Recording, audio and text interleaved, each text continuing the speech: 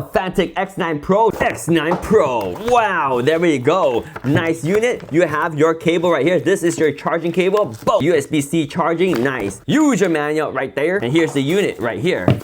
X9 Pro. I like that the cable now has a place to hang in here. That way you don't lose the cable. And when you need to use it, take it out. It is nice. I love that. And it automatically turns on when you pull it out. That's genius. Right here, you have the display. Really nice screen. Oh yeah, gorgeous display. And you have a light right there too. That's a nice bright light that's very compact. And then this one right here, you have your pressure. You can adjust your preset like 36 for a car, 35 or 45 or whatever. You can even manually adjust your PSI, and then you can start this right here, and it does get pretty loud, so start it like that.